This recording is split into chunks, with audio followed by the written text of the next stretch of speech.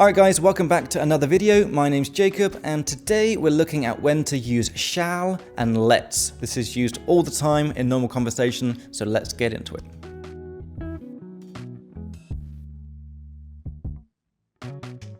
Alright guys, welcome back. So we're looking at the difference today between shall and let's. For example, shall we go to the cinema or let's go to the cinema?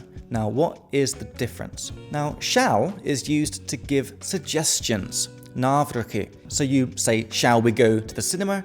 And then your friends can say, yeah, okay. Or they can say, no, no thanks, let's do something else. So people have a choice. It's just a suggestion. Whereas let's is when you're telling people what they're going to do. It means you've already decided.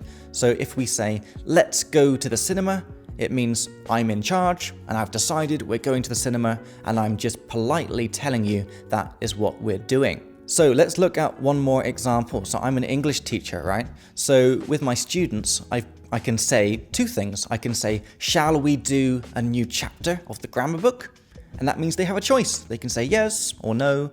But I'm the teacher, so I'm going to decide that we're definitely doing a new chapter. So I will tell them, guys, let's do a new chapter. And it means I've decided we're doing it. I'm telling you what's going to happen.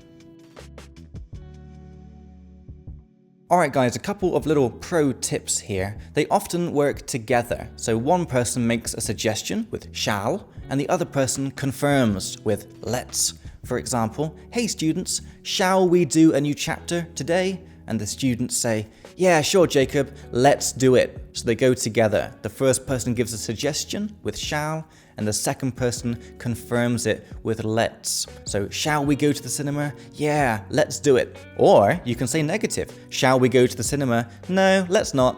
Let's do something else. So they often go together. And the second little pro tip, guys, is we often use shall we as a question tag. For example, you would say, let's go to the cinema, shall we? Now, this has the same meaning as let's go to the cinema, but it sounds a bit more polite and like kind of they have some choice, but they don't really. It's just a nicer way to say a let's sentence. So you'll hear this very often. Your teacher can say, so guys, let's do a new chapter today, shall we? And it means, I've decided we're doing a new chapter. I'm just making it sound like you have a bit of choice, but you don't.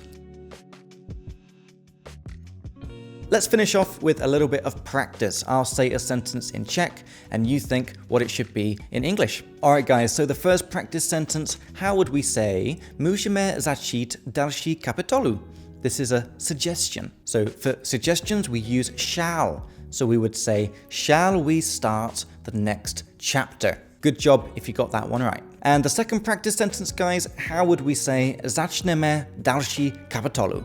It means I've decided this is going to happen. This is kind of an order. So for this, we would use let's, and we would say, guys, let's start the next chapter. So guys, I really hope that's clear. Use shall for suggestions and use let's to politely tell people what to do. And they often go together. Shall we do something? Yes, let's do it. And we often use shall we as a question tag. Let's do this, shall we? Which makes it sound just a little bit nicer.